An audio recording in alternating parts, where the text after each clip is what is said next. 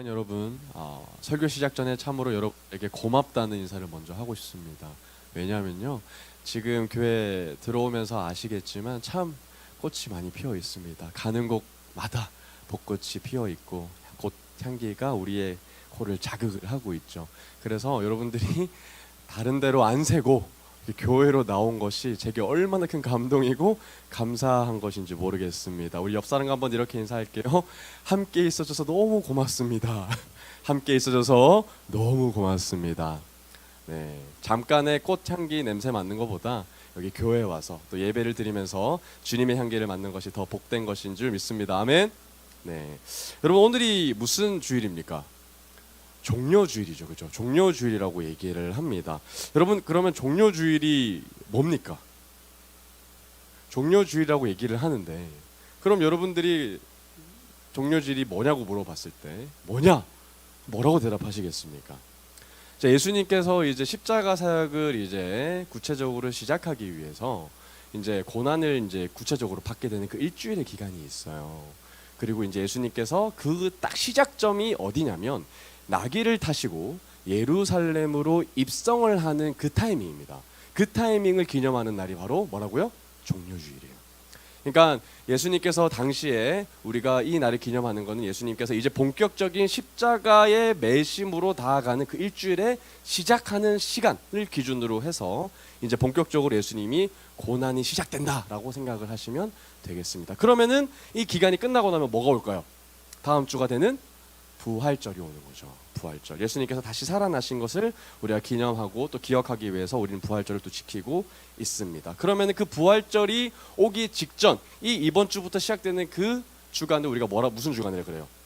고난 주간이라고 하죠.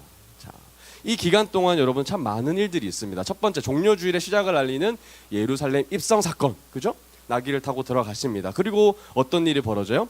성전 정화 사건이 있습니다. 예수님께서 성전으로 가셔서 성전을 깨끗하게 하시는 사건이 있고요. 또 겟세마네 동산에 가셔서 눈물로 기도하는 시간이 있고요.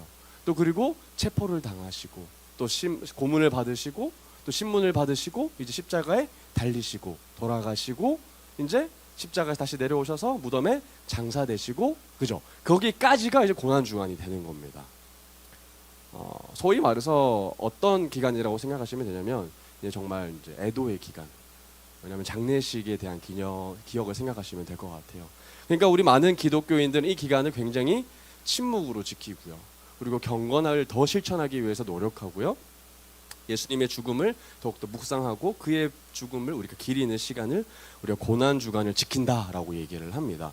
우리는 고난 주간을 겨우 일주일밖에 안 지킵니다. 그죠? 그런데 또 다른 교회에서는 40일을 지키는 교회들이 있어요. 그걸 우리가 사순절이라고 얘기를 합니다.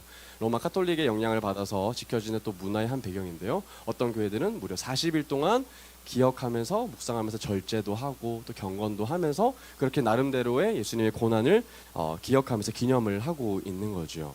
어쨌든 우리도 이제 고난 주간에 그것을 기념을 하게 될 겁니다.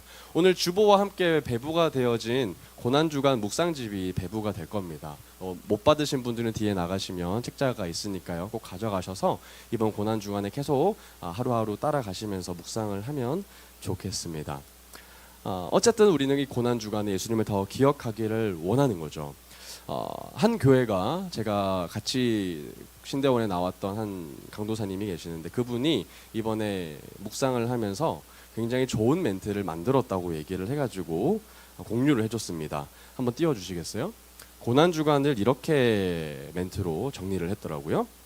자, 고난주간이 뭐냐 했더니 자, 죽음을 기억하는 사람들, 이렇게 제목을 잡고요.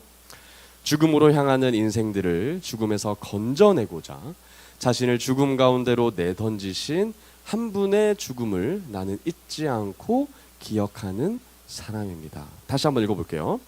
죽음으로 향하는 인생들을 죽음에서 건져내고자 자신을 죽음 가운데로 내던지신 한 분의 죽음을 나는 잊지 않고 기억하는 사람입니다.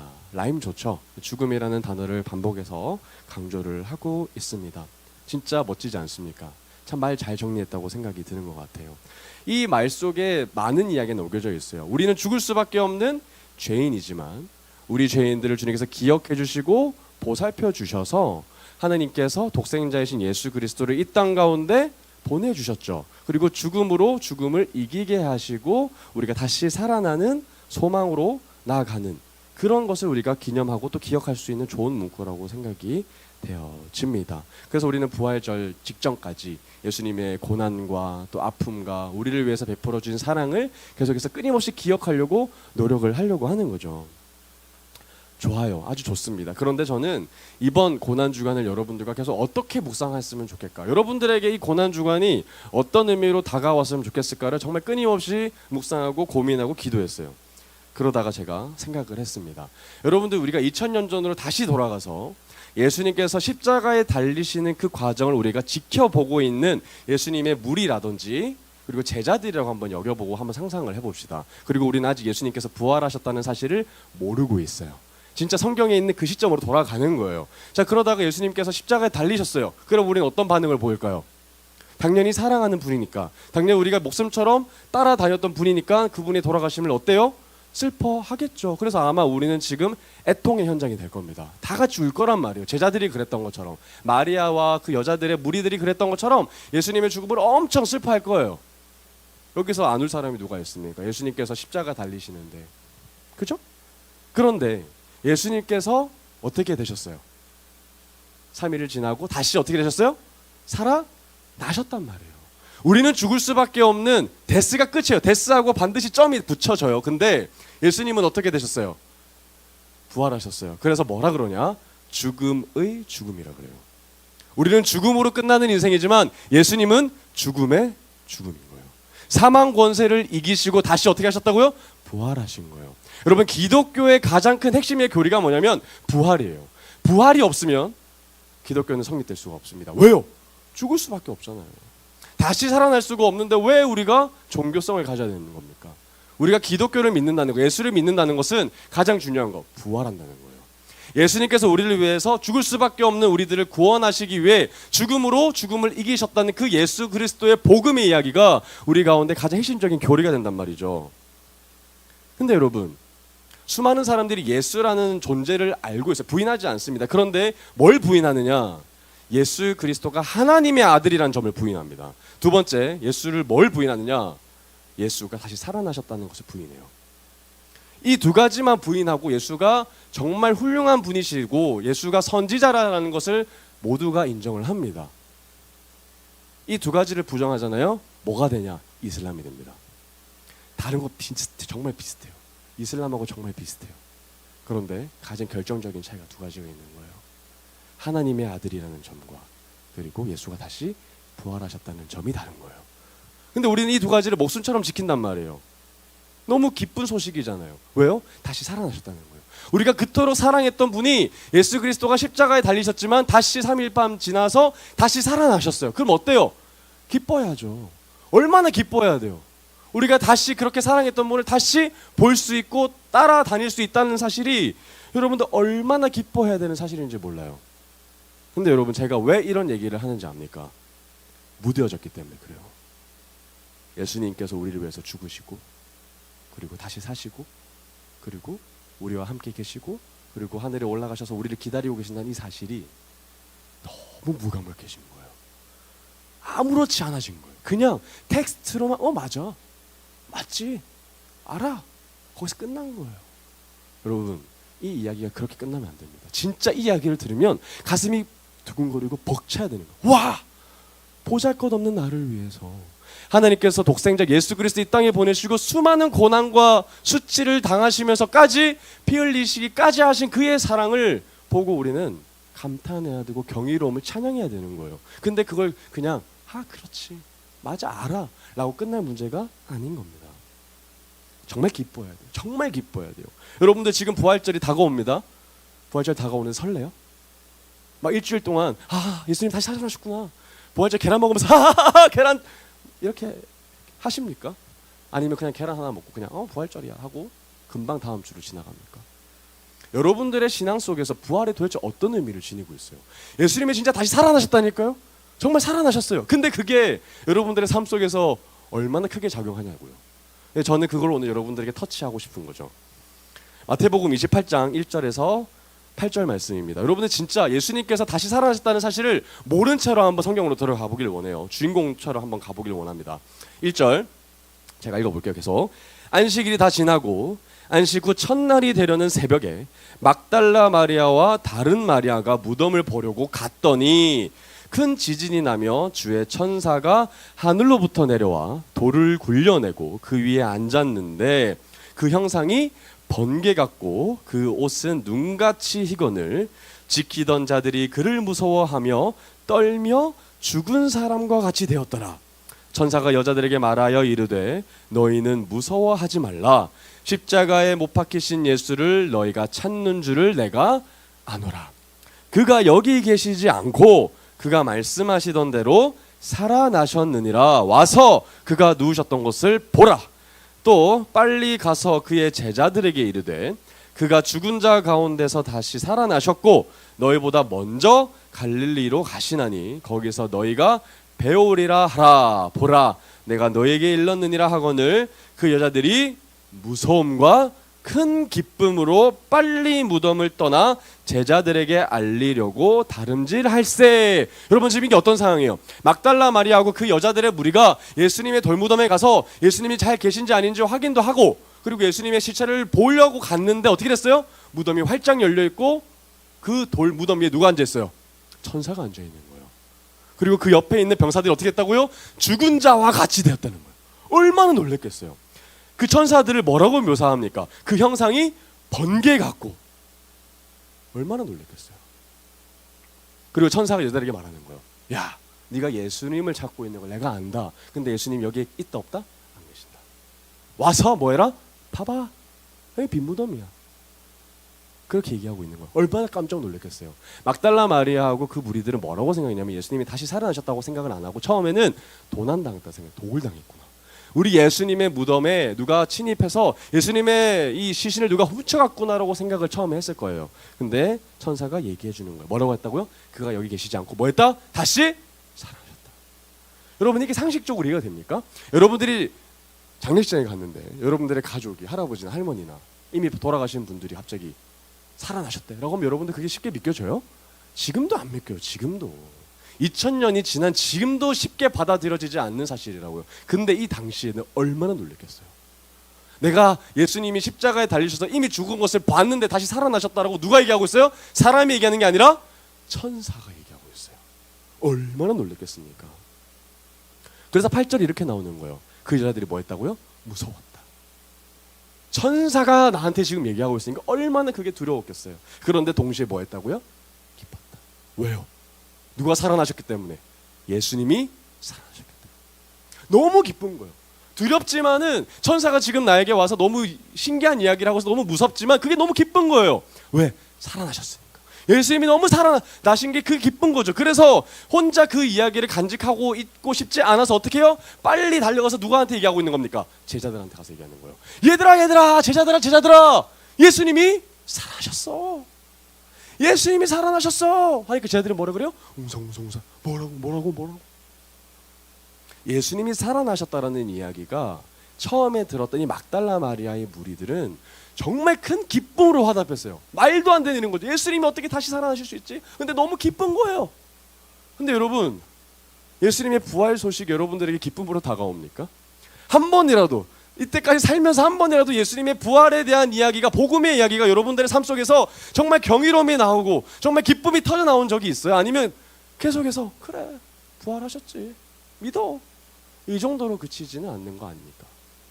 근데 부활은요 여러분 정말 탐복해야 되고요 정말 기뻐해야 되고요 정말 그 소식을 누구에게 전달하고 싶어서 미칠 정도로 기뻐해야 되는 거예요. 그게 우리가 부활을 대하는 올바른 태도이고 마음가짐입니다. 우리도 잘 알고 있어요. 부활 사건 너무 잘 알고 있어요. 맨날 교회에서 이야기하고 저도 이야기하고 그런데 우리는 부활 사건이 정말 텍스트로만 머리에 싹 지나가는 것 뿐인 겁니다. 그래서 제가 어떤 생각을 했냐면요. 부활을 바라보면서 이 고난주간을 우리가 어떻게 보내릴지를 생각을 했을 때 너무 슬퍼하면 안 되겠구나라는 생각이었어요. 왜요? 예수님이 뭐 하셨기 때문에 다시 살아나셨고 우린 그걸 알잖아요. 우린 그걸 안단 말이에요. 예수님이 우리를 위해서 죽으시고 다시 살아나셨다는 걸 안단 말이에요. 그래서 이 고난 중간에 우리는 더 선명해진 부활을 바라보면서 기대하는 마음을 가지고 설레는 마음을 가지고 부활을 준비하고 기다려야 되는 거예요. 근데 고난 중간에 절제하고 경건하다가 막상 부활절이 됐는데 계란 먹고 끝인 거예요. 정말 그 부활의 기쁨은 온데간데 사라지고 마치 예수님이 계속해서 고난을 받고 계시는 것처럼 살아가고 있는 거죠. 여러분들의 삶 속에서 예수님은 여전히 부활하시지 못한 채로 살아가고 있는 거예요. 그런데 여러분, 예수님은 부활하신 거죠. 그리고 그 부활하신 예수님께서 여러분에게 여전히 오늘도 함께 동행하시지 않습니까? 아멘? 근데 우리는 계속해서 예수님이 마치 우리하고 전혀 상관없는 분처럼 머릿속으로만 알고 있다면 우리는 우리 삶 속에서 예수님이 전혀 능력을 발휘하지 못하고 있는 겁니다. 슬퍼만 하다가 끝나는 거예요. 여러분, 제가 얼마 전에 교통사고로 당하지 않았습니까? 제가 병원에 누워있지만 저는 건강해요. 그죠? 저는 살아 있습니다. 근데 만약에 여러분들 중에 누군가 와가지고 아이고 강도사님 이제 못 봐서 어떡해요? 라고 하면 제가 어떤 기분이 들까요? 나 살아있다. 나 살아있다. 너무 걱정하지 마. 기뻐해. 나 살아있어. 이렇게 얘기하지 않겠습니까? 그죠? 똑같은 거라고 저는 생각합니다. 그래서 이 고난 주간에 여러분들 너무 슬퍼하기보다는 오히려 부활하신 그 예수님을 선명하게 바라보면서 정말 설레고 기대하는 마음으로 나아가기를 원하고, 또 그 부활하신 그 기쁨의 주님을 우리가 더 기뻐하며 찬양하며 경외하는 우리 플랜트 청년부가 되기를 진심으로 소망합니다. 아멘. 그 마음을 가지고 오늘 본문을 한번 살펴보자고요. 여러분, 오늘 이 우리가 읽은 본문이 누가 썼을까요? 한번 성경 한번 보십시오. 누가 썼다고 나와요? 다윗이 썼습니다. 데이비드가 썼어요. 데이비드가. 그리고 이 시편 8편은 다윗이 시편 전체가 노래가 이렇게 된다고 생각하시는데 전체가 노래가 되지는 않습니다. 근데 8편은 이 예배 회중들이 하나님께 공적인 예배를 드리기 위해서 지은 예배 곡이라고 생각하면 되는 거예요. 첫 번째 찬양입니다. 첫 번째 찬양. 이 다윗이 첫 번째 작곡한 찬양이 어떤 가사로 쓰였는지가 여러분들 얼마나 궁금하지 않으세요? 저만 궁금합니까? 정말 궁금해야 돼요, 여러분. 다윗이 하나님께 딱 내가 곡을 처음 만들었을 때 어떤 가사로 그리고 어떤 마음으로 지었는지 우리가 알아본다는 건 굉장히 여러분들의 신앙 가운데 유익할 줄 믿습니다. 우리 1절을 한번 다시 읽어볼게요. 큰 목소리로 읽어보겠습니다. 시작!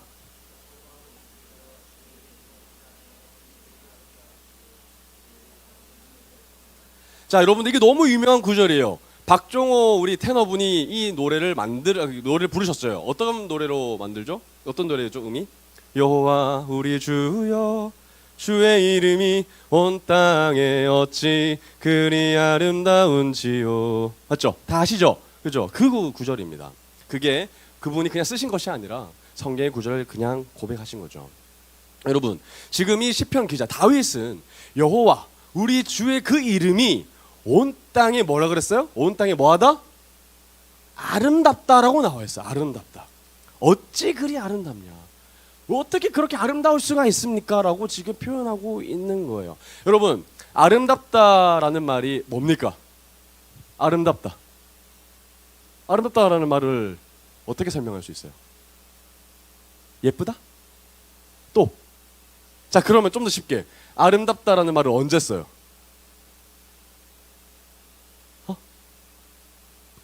꽃이 아름답다. 맞아요. 또 사람은 꽃보다 아름다워. 이 말도 쓰죠. 사람 보고도 아름다워라는 이야기를 해요. 그죠? 또 어떤 이야기를? 좋은 경치를 볼 때 와 진짜 아름답다. 그죠? 그런 얘기도 합니다. 또 어떨 때 해요? 정말 아름다운 섬김의 현장에 딱 갔을 때 야 참 아름답다 날 때 그럴 때 아름답다를 써요. 그래서 아름답다는 그저 예쁘다라고 표현하기에는 훨씬 더 큰 광의의 개념입니다. 근데 여러분, 제가 처음에 아름답다라는 이야기를 물어봤을 때 왜 여러분들이 쉽게 대답하지 못했을까요? 아름답다라는 말이 사실 좀 어려운 말이에요. 우리 국립국어원에 제가 검색을 해보니까 이 아름답다라는 말의 어원을 국립국어원에서도 규정을 하지 못해요. 어디서 파생됐는지를 정확하게 알 수가 없대요. 그만큼 가설이 많은데 유력한 가설을 제가 하나 가지고 왔습니다. 국립국어원에서도 서로 학자들끼리 이렇게 의견이 분분하니까 의견을 내리지 못했던 거예요. 근데 그 중에서도 가장 지지를 많이 받고 있는 이 어원이 뭐냐? 아름답다의 의미는 알다, 알지자를 쓰는 거예요. 알다라고 하는 동사의 어간, 전미사 알자에 음을 붙여서요. 아름이 된대요. 아름. 알다가 되는 거죠. 아름답다의 어원은 어디서 왔다고요? 안다. 내가 안다. 그래서 알음하다. 알음하다라는 말이 아름답다로 바뀌었을 거라고 추정을 하는 거예요. 그래서 이 말 속에 어떤 의미가 담겨져 있냐면 우리가 어떤 것을 보고 이것이 아름답다라고 느끼려면 지식이 동반돼야 되는 거예요. 내 머릿속에 아무런 파편적인 지식이 없는 상태로 아름답다라고 내가 여기는 것이 아니라 어떤 객관적인 데이터가 내 머릿속에 인지가 됐을 때 그것을 보고 판단하고 이것이 아름답다라고 얘기를 한다는 거예요. 내가 안다라는 얘기가 여기 안에 담겨져 있는 겁니다. 자, 그러면 우리가 지금 다윗이 이 여호와 우리 주여 그의 이름이 어찌 온 땅이 그렇게 아름답습니까? 라고 얘기했을 때 다윗은 어떤 지식을 이 머릿속에 깨달았을까요? 시편을 계속 읽어보면 알겠지만 다윗은 철저히 하나님 앞에서 내가 피조물이라는 사실을 발견을 하고요. 하나님이 나의 주인이시고 창조주라는 사실을 알고 있습니다. 그 사실을 인지한 정보를 바탕으로 해서 뭐 했다고요? 알음하다. 아름하다가 파생돼서 아름답다라는 이야기가 나오는 거예요. 아름답다. 이해되십니까? 아름답다. 그러니까 그 다윗에게는 창조주이신 하나님을 아는 지식이 그에게 있었던 거예요. 이 온 만물을 둘러보니까 꽃 하나를 바라보니까 야, 이거는 창조주가 없으면 이거는 자연적으로 발생하지 않겠구나. 지나가는 참새들을 보니까 야, 쟤들이 하나하나 다 먹고 살려면은 주인이 있어야 되겠구나 라는 것을 알게 됐던 거죠. 그래서 그는 이 온 우주 만물을 경험하면서 내가 피조물이라는 사실을 발견하고 하나님이 나를 지으신 창조주라는 것을 깨달은 겁니다. 그래서 그는 하나님 앞에 그의 이름이 정말 아름답습니다. 하나님 내가 깨달았습니다 라는 고백이 이 구절에 광범위하게 담겨져 있는 거예요. 그냥 예쁘다 정도가 아닌 겁니다. 그의 이름이 예쁘다 정도가 아니라 정말 이 온 우주 만물의 창조주라는 그 고백의 경외함이 이 한 구절에 녹여져 있는 거예요. 굉장한 이야기입니다. 그리고 얘기를 하는 거죠. 주의 영광이 뭘 덮었다고요? 온 하늘을 덮었대요. 여러분, 어떤 무엇인가를 덮으려면 한 단면의 면적보다 훨씬 더 많은 면적의 양의 크기가 있어야 그걸 덮는다는 거 상식적으로 알고 계시죠? 보자기 훨씬 더 커야 되지 않습니까? 그죠? 온 지구를 한번 덮는다고 생각을 해봐요. 우리가 지금 일본으로 가도 제주도를 가도 비행기 타고 1시간이라는 시간이 소요되지 않습니까? 그죠? 근데 이 온 우주 이 만물을 하나님의 영광으로 덮으려면 하나님의 손의 크기는 얼마나 커야 될까요? 감히 헤아릴 수도 없고 측량할 수도 없는 하나님의 놀라우심 아닙니까? 그 다윗이 그렇게 얘기를 하고 있는 거예요. 그의 영광이 온 우주 만물에 가득하다. 막 얘기하는 거죠. 그리고 계속 다윗이 고백하는 겁니다. 2절입니다. 함께 읽어볼게요. 시작.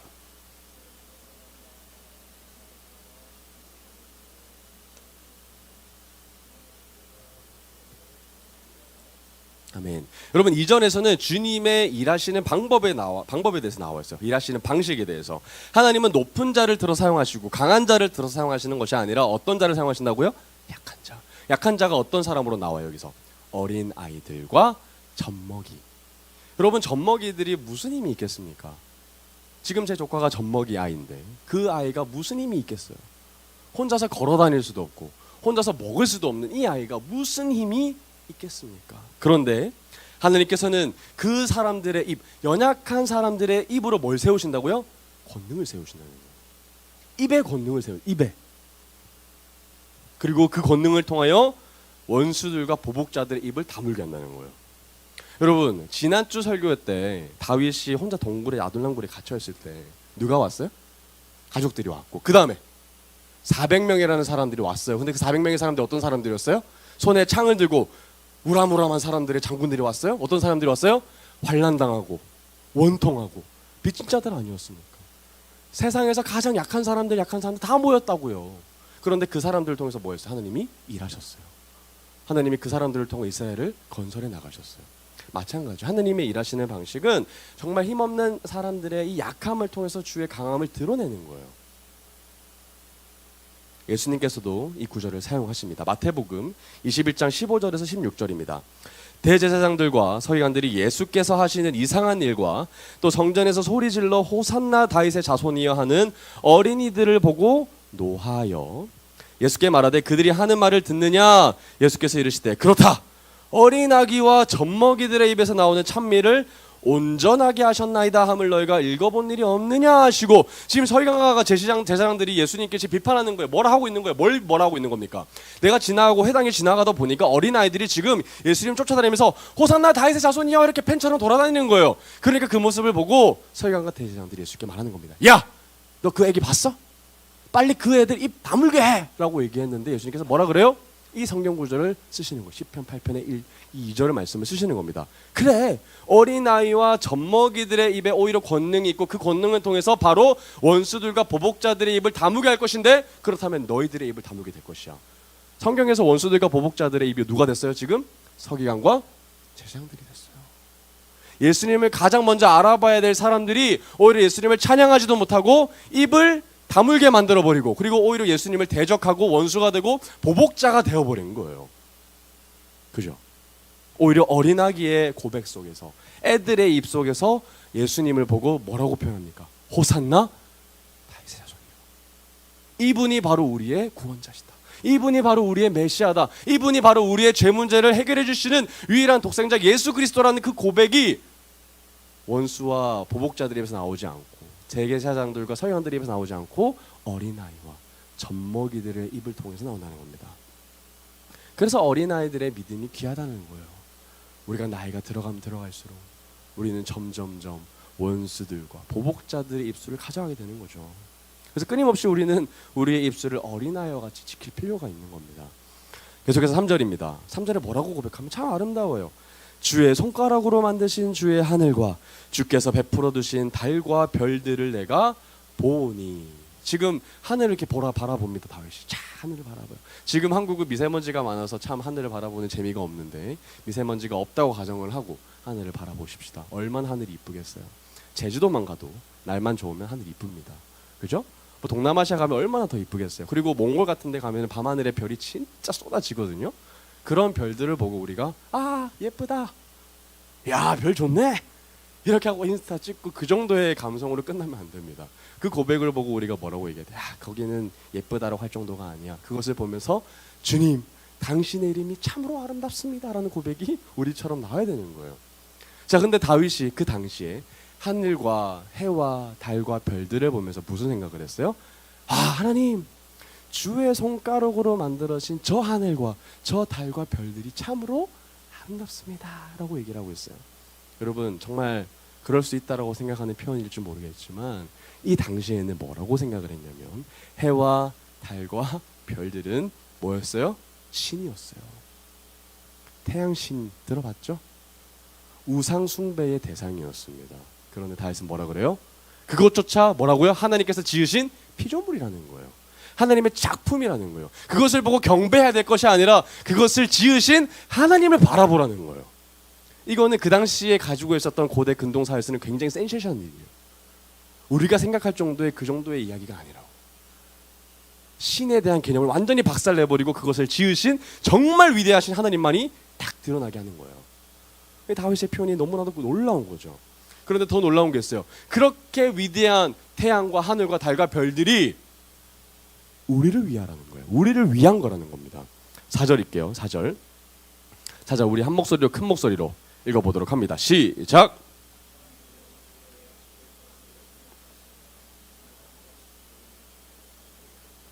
여러분, 다른 거 다 잊어도 돼요. 진짜 오늘 들었던 거 다 까마득하게 잊어도 됩니다. 오늘 한 문장만 기억해 주세요. 사람이 무엇이기에. 요거 하나만 가져갑시다. 사람이 무엇이기에. 여러분, 내가 나를 안다는 거는 정말 귀중한 깨달음이에요. 누구 앞에서? 하나님 앞에서. 내가 돈 앞에서 없어지는 모습을 보고 내가 난 이런 정체성을 가지고 있구나. 그리고 깨어진 관계 앞에서 나는 이렇게밖에 안 되는 정말 비천한 모습이구나. 그리고 내가 원하지 않는 대로 살아가는 모습에 나의 연약한 모습을 보면서 내가 진짜 모습은 이렇구나 라고 나의 정체성을 발견하는 것이 아니라 하나님 앞에서 나의 약함을 드러내는 것이 여러분 진짜 그게 정체성이에요. 근데 여러분 진짜 착각하는 게 있어요. 깨어진 관계 앞에서, 나의 무능력함 앞에서, 실패 앞에서 그게 여러분들이 진짜 정체성인 줄 안다고. 아니에요. 하나님 앞에서, 철저히 하나님 앞에서 나를 비춰보고 내가 누구인지를 발견할 때 그게 진짜 우리가 가져야 될 정체성인 겁니다. 다윗은 이걸 알았어요. 내가 하나님 앞에 비춰보니까 내가 어떤 존재예요? 지금 보잘것없는 존재예요. 여러분, 비행기를 타고 올라갑시다. 쭉 이륙합니다. 그리고 이 창가 쪽에 앉아가지고 내다봐요. 그럼 뭐가 보입니까? 구름밖에 안 보이죠? 사람이 보입니까? 안 보여요. 비단 하늘을 날아다니는 비행기에서조차 사람이 보이지 않습니다. 개미도 안 보이는 건 매 한 가지입니다. 그럼 위에서 바라보면 개미하고 사람하고는 별반 다르지 않아요. 그럼 조금 더 높이 올라가서 우주로 가볼게요. 오로라가 있는 성층권 올라가 봅시다. 더 작아지겠죠. 그죠? 화성에서 지구를 바라봐요. 얼마나 작아지겠어요. 점점 더 멀어서 우리 은하가 아니라 다른 은하 속으로 넘어가서 우리 인간을 바라보면 정말 우리는 먼지 같은 존재예요. 다윗은 이걸 발견했던 거죠. 그런데 그 하나님께서 먼지보다 못한 이 정말 작은 죽어도 아무도 얘기 안 할, 그죠? 먼지 같은 우리들을 위해서 독생자 예수 그리스도를 보냈다는 사실 여러분 믿겨지십니까? 여러분들이 만약에 하나님이라면 개미를 위해서 자신의 아들을 드릴 사람이 누가 있어요? 그리고 이 사실이 여러분은 정말 까무라쳐져야 돼요. 정말 와, 이게 어떻게 가능한 일이지?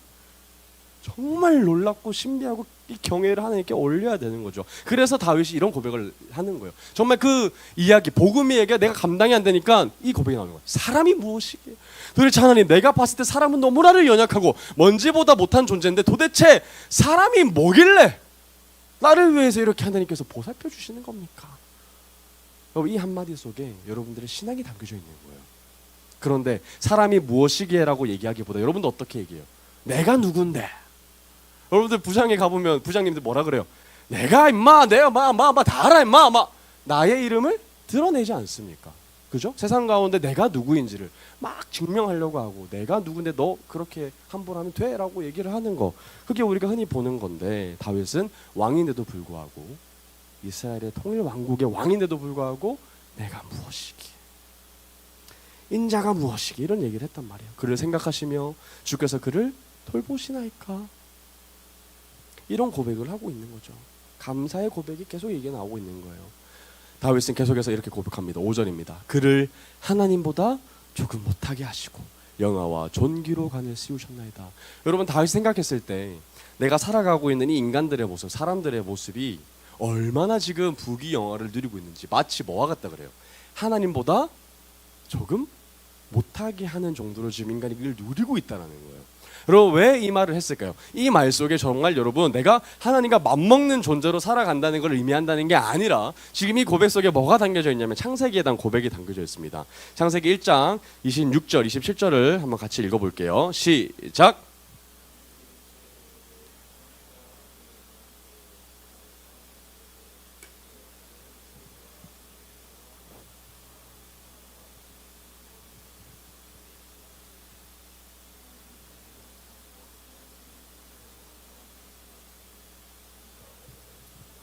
제가 아까 얘기했죠. 사람은 먼지보다 못한 정말 작디 작은 존재인데 이 존재들이 누구의 형상을 따라 닮았다고요?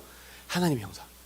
하나님의 형상을 따라서 지음받은 존재는 사람밖에 없습니다. 사람. 그래서 이런 고백이 나오는 거예요. 도대체 사람이 무엇이기에 하나님의 형상을 닮을 수 있는 특권을 우리에게 주시는 겁니까?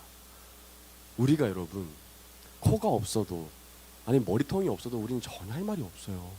우리는 그저 피조물이기 때문에 그래요. 그런데 눈, 코, 입이 있고, 그리고 하나님을 찬양할 수 있는 영이 있고, 이렇게 존재 지음 받고, 그리고 남자와 여자로 창조하시고, 또 하나님의 형상을 따라서 지음 받은 거, 여러분 이게 당연한 게 아닌 거죠.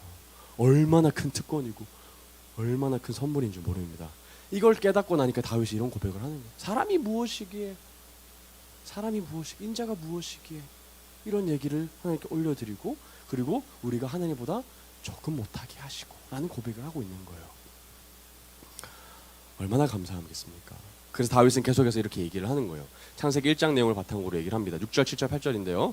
주의 손으로 만드신 것을 다스리게 하시고 만물을 그의 발 아래 두셨으니 곧 모든 소와 양과 들짐승이며 공중의 새와 바다의 물고기와 바닷길에 다니는 것이니이다. 사람들이 여기서 그냥 노예로 살아도 우리는 전혀 할 말이 없는데 하나님께서 지으신 이 온 땅의 우주 만물들을 다스리는 대리 통치자로 우리를 불러 세우셨다는 거예요. 우리를 청지기의 사역을 맡겨주신 거예요.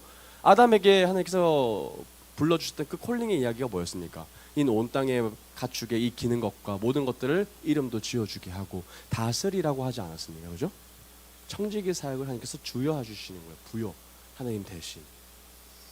여러분 이게 피조물에서 가장 큰 특권이에요. 이런 말도 안 되는 이야기인 거죠. 사랑이 무엇이기, 인자가 무엇이기, 그런 특권이 이 우주 만물에 이 다스릴 수 있는 권한을 우리에게 주시는 겁니까? 그리고 마지막으로 다시 9절에 다윗이 한마디 빵 때립니다. 이건 첫째 절하고 똑같아요. 9절 우리 다 같이 큰 목소리로 다윗의 고백을 생각하면서 이야기해 보도록 하겠습니다. 시작. 우리 주여, 주의 이름이 온 땅에 어찌 그리 아름다운지요. 여러분 이 박종호 테너분이 감미롭게 이야기를 했지만 사실은 다윗은 그렇게 부르지 않았을 거라고 저는 생각해요. 정말 경외하면서 탄복하면서 이 감당이 안 되는 마음으로 하나님 앞에 고백하며 찬양하는 거예요.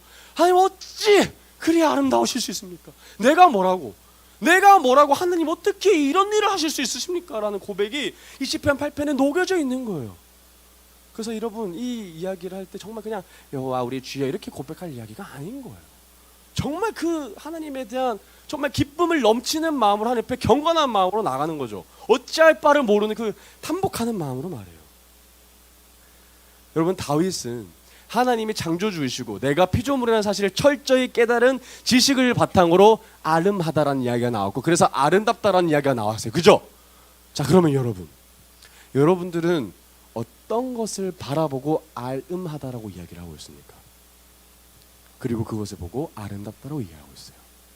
여러분 하나님만이 오직 아름답다라고 칭함을 받기에 합당하신 분인데 우리가 세상으로 가서 와 이게 너무 아름답다고 느껴지는 거예요.